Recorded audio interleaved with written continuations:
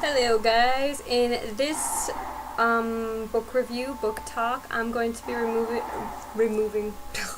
reviewing the book Battle Royale by Koushun Takami and translated by Yuji Onoki, and it was it has a foreword by Max Allen Collins, newly revised text, interview with the director Kinji Fukusaku, new in-depth author afterward. Okay, so this is Battle Royale. Now many people probably suspect that Suzanne Collins got her inspiration from the Hunger Games from Battle Royale, so I can honestly say that possibly she could have, because I read the book and it's eerily similar. I'm just gonna leave it at that. Anyway, so the book's main protagonist is a guy named Shuya. I'm not sure how to pronounce his name, but there's Shuya. Noriko is the female protagonist, and there's also their friend Shogo. I think that's how you say it. And basically, in the book, what happens is that a bunch of 9th grade students, I'm going to read the back. Koushun Takami's notorious high-octane thriller envisions a nightmare scenario. A class of junior high school students is taken to a deserted island where, as part of a ruthless authoritarian program, they are provided arms and forced to kill until only one survivor is left standing. Criticized as violent exploitation when first published in Japan, where it became a runaway bestseller, Battle Royale is a Lord of the Flies for the 21st century, a poet allegory of what it means to be young and barely alive in a dog-eat-dog world. Okay? So that's what they say in the back. So basically, Shuya is, he and his classmates are going on what they suspect is a class trip, unbeknownst to them that they are part of a government program that's about to take place called Battle Royale. And this is, they even give you a map of the island they're about to be taken to. It's off the coast so nobody can know where they are actually. There's coordinates, all the forbidden zones that are going to be listed off in the book. There is, pretty much they list parts of the island and where it's safe and stuff like that. So what happens in the book is, first I'm going to skip the author afterward. Class. It also lists let me just list off to you all the 3rd year Class B Shirowara Junior High School student list. Okay, the males go first. Yoshio Akamatsu, Kenta Ijima, Tatsuchi Oki, Toshoniri Oda, Shogo Kadawa, Kazuko Kiriyama, Yoshitoki Kanabu, Yoji Kuramoto, Hiroshi Kuranaga, Ryue Sasigawa, Hiroki Shigemura, Yukitaka Seto, Yuichiro Takaguchi, Sho Tatsukawa, Shuya Nanahara, Kazuki Nida, Mitsura Nami, Tatsukatsu Hatagami, Shenji Muramura, Minamura, Kiyoshi Motobochi, Kazukiyo Yamamoto. Probably gonna get half these wrong, guys. Females in the 3rd year Class B. 1. Mizuho Inada, Yuki Utsumi, Megumi Eto, Sakura Ogawa, Izumi Kanai, Yokiko Kitano, Yomiko Katsuka, Kyoko Kotohi, Yoki Sakaki, Hirono Shizumu, Mitsuko Soma, Haruka Tanzanawa, Takuto Chigusa, Mayumi Tendo, Noriko Nagekawa, Yuka Nagakawa, Satomi Noda, Fumio Fuyoshi, Chisato Matsui, Kaori Minami, Yoshimi Yagahia. So that's the students that are gonna kill each other and die until there's only actually 2 students surviving, so they defied the program. Naughty, naughty. So anyway, The start of the game begins with 42 students, and throughout the book, it slowly wanes down until there's a few left. Now, I'm not going to spoil the whole book for you. I'm going to give you the cliff points, the key points of the book that I thought were the most interesting, because it's just a really overwhelming book. It fills you with a lot of emotion. Anyway, so, first of all, in the first chapter of this book, they are taken on a school trip. The bus is filled with this gas-like substance, and Shuya is the first to notice it. There's obviously something smelly on the bus, and all the kids that start to fall asleep, right? They're all falling asleep here. They don't know that they're being taken to an island. Okay, so they wake up in a classroom where a guy, Sakamochi, is the head game maker of Battle Royale. He is the guy that controls everything. Anyway, so he shows them that the teacher that they knew is now dead, and that the battle has begun, and that the rules of the game, there are no rules except that you have to obey the forbidden zones and just free range kill each other, and they're going to call off boy girl boy girl boy girl from number 1. So the first 2 to leave are Yoshio Akamatsu and Mizuho Inada.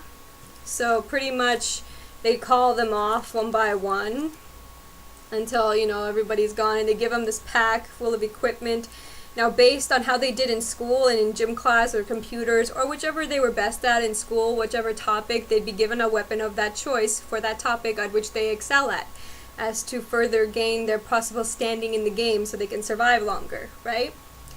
So Shuya gets a .45 caliber gun, Noriko got like a taser, and Shogo got a .45 automatic.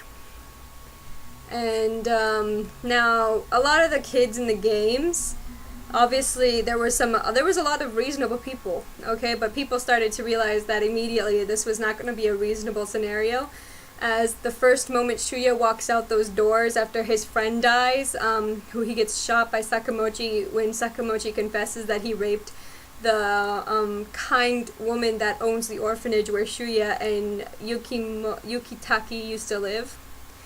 And still live if they are going to survive. So Yukitaki obviously attacks Sakamochi in a rage and gets shot, and then Noriko gets shot trying to help Yukitaki. And the class president tries to help out, but he's told to sit down if he wants to survive, or does he want to join his now dead friend. So everybody realizes this is no time to shit around, pardon my language. They realize this is a dangerous situation, and they've all heard of the program. That's what it's called. They've all heard of it, and they know that there's a victor, but they don't really broadcast the entire game. Like, they do, but they don't broadcast the location or the school or the classroom that's going to be chosen for the game, the program.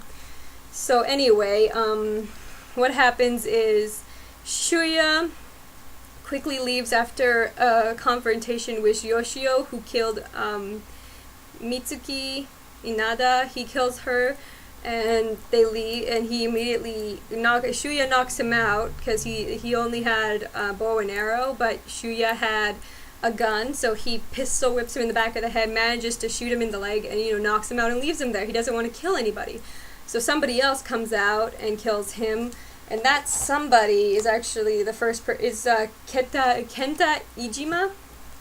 And basically after that, Shuya runs into the forest, and he hears gunshots. He's afraid of what's happening back there, but he doesn't want to go back, because obviously the minute you hear a gunshot, you don't run towards the noise, you run away. Human instinct, survival instinct, that's where the way it's got to be.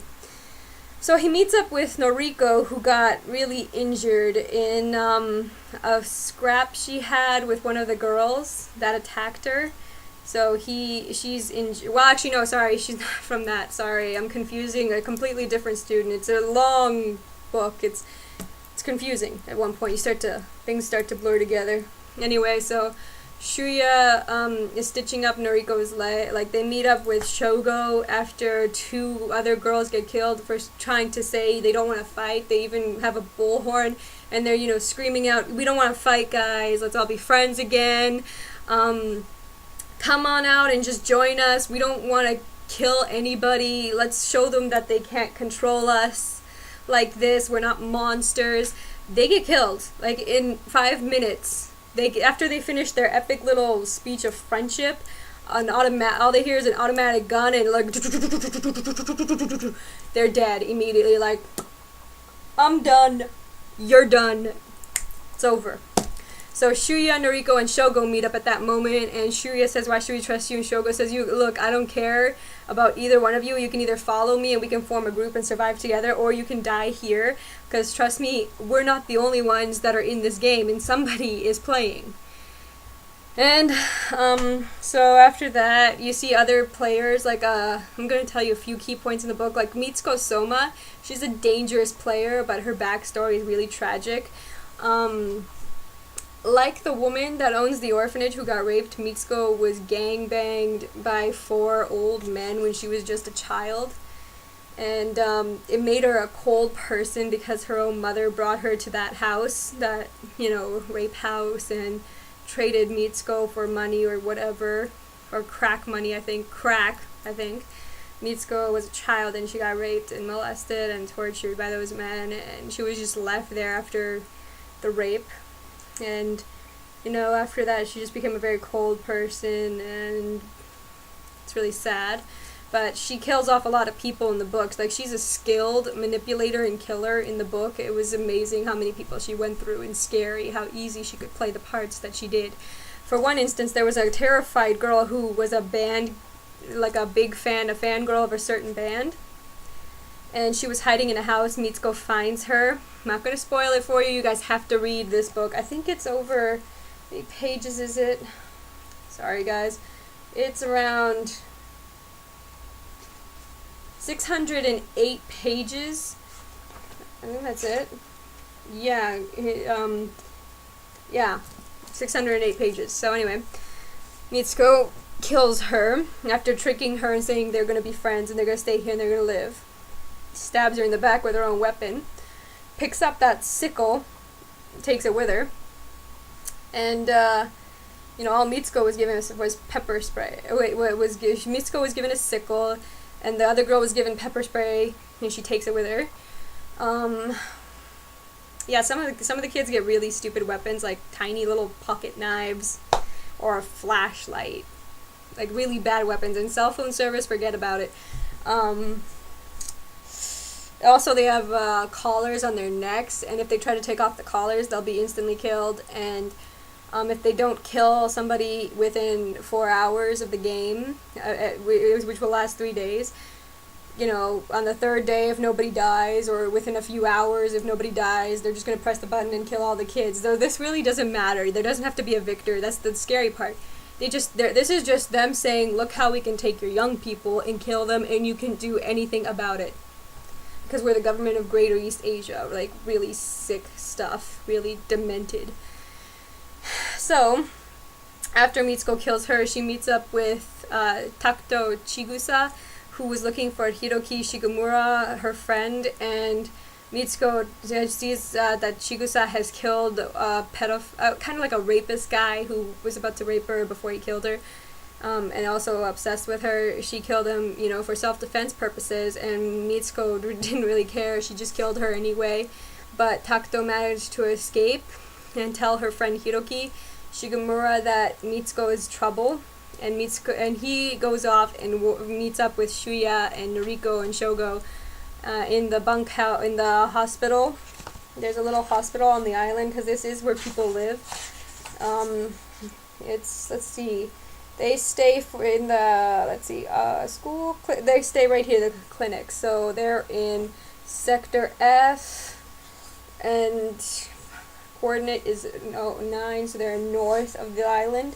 So yeah, that's where he meets up with them and tells them about Mitsuko, and then goes off to find the girl he loves. So that's way far into the book. Mitsuko ends up getting killed by another skilled killer who's just frightening. He's a transfer student. And honestly, he's terrifying to me. He's just scary as all heck. And his name is Kazuho Kiriyama. He actually makes it to the end of the game. He kills everybody except for Shuya, Shogo, and Noriko. He kills Mitsuko and everybody else. And he's just a skilled killer because he's in a gang and, obviously frightening. I'm gonna skip ahead because this is still like midpoint, end of the book, midpoint, end of the book. So I'm only giving you small parts of the book just to get you to read this, because this book would take an hour for me to fully review. So basically, Shogo makes a plan to escape, and a bunch of other students have tried on the island. They've tried hacking the system. They've tried taking down the system for which runs the collars. They've tried sending smoke signals. They've tried calling their parents. Like, they've tried forming alliances that failed because eventually distrust was born. And yeah, so the island proves that, you know, you can't really be friends with anybody in that type of situation. So what happens is, near the end of the book, they manage to kill Kazuho with this epic gunfight. Shuya, Shogo, and Noriko, they shoot at him repeatedly. Kazuho gets a lot of holes in them, but the problem is he stole one of the other students that he killed and got a Kevlar vest because his daddy's rich, and ensured that his son at least had a fighting chance. Yeah, you know, you can't buy these kids their way out. This is the government still saying, doesn't matter which class you are, the only equalizer is death. So anyway, Kazuho is well guarded until Noriko shoots him in the freaking head. I think she's actually the one that shoots him with the last bullet. Or was it Shuya? One of them shoots him in the head, and he just drops like a sack of potatoes. And then Shogo and Noriko and Shuya face Sakamoji, but which they don't know is that Shogo already knew how to take off the collars and made it seem like he killed Noriko and Shuya, but Noriko and Shuya actually stayed behind and pretended to die. And since there's like 40-something bodies to collect, I mean, they're not going to be suspicious, and most of the people are taking breaks. And once they're on the ship, Shogo is being sent back to the capital to receive his prize. And actually, Shogo, fun fact about him was he was actually a winner from the previous last year's Battle Royale. So yeah, he was sent in again because he failed his freshman year again, after after the woman that he loved died, and he saw his classmates go ballistic and kill each other. I'm pretty sure school would be the last thing on your mind. So Sakamochi eventually realizes that Shogo figured out a way around the collars, and that he stole those documents saying how to unlock the collars. And that he's like, I'm willing to waiver that Noriko and Shuya are still alive, but don't worry, we're releasing a smoke on the island that's going to kill them anyway. So what happens is Shogo has it out with Sakamoji and gets shot again. He's already wounded, and he just got his wound stitched up. And then Shuya and Noriko come in, and Shuya kills Sakamoji.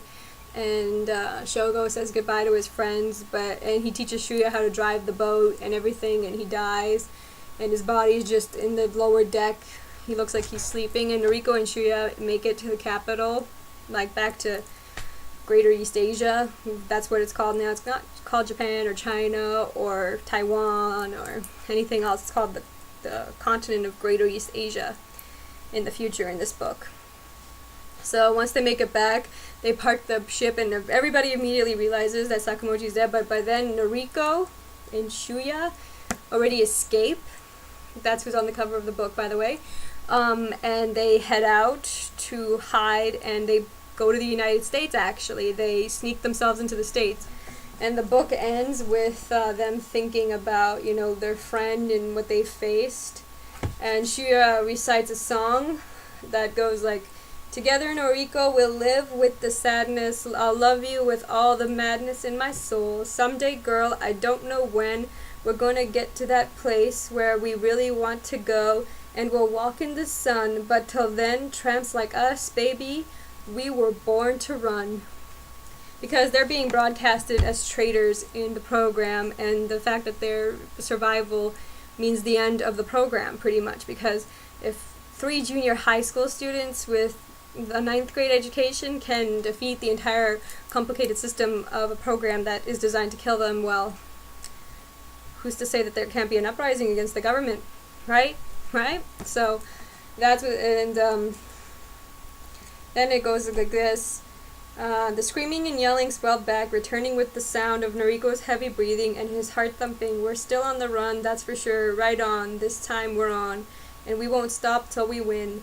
Now, once again, 2 students remaining, but of course, they're part of you now. That's how the author ends it. You know, it's an overwhelming book because I connected with a lot of the imaginary characters. I mean, Shuya and Noriko the most, and Shogo the most because he was such a loyal friend, and you'll be overwhelmed by this book because I can't even, like, it's just so, the movie doesn't cover it, but it's a pretty damn good freaking it's close to the book. It's got a lot of things missing because of course it'd be a lot longer of a movie if they put in everything from this book. I mean, look how thick this is, you know, it's a mini Bible. Kidding. But yeah, just read this book. It is just amazing, and I will leave it at that. I'm not going to say whether or not Suzanne Collins took her ideas from the Hunger Games, from Battle Royale, but this book, you have to read this book. You just have to read Battle Royale. I read it, and I'm rereading it again. It's just an amazing book. Like, it's got a lot of complicated characters. Everyone has their own backstory. Like, 45 students have their own backstory. That's bewilderment, amazement, just astounding that the author could fit in everybody from the freaking class to have their own freaking story. Just read this book. It is beautiful, and I'd like to thank Koushun Takami for writing this book, and Yuji Onuki for translating it. So I think you can find this at Kohl's.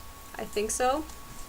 I found mine at Value Village, so you know, they have some really awesome books that are on sale. Yeah. So read Battle Royale. Okay, read it. Read Battle Royale. Just read this book. Read it. I'm gonna keep doing this. Read the book. Okay. That's all I have to say for this book talk. Read the book, because I left a lot of things out. Like, there's a lot more going on in this book. Like, there was a group massacre, and it all started with one girl being paranoid of the one guy staying with all the girls, one cock in their hen house, and she just kills all her friends with poison and gunshots and blaze of fire. Just read this book. Just read it.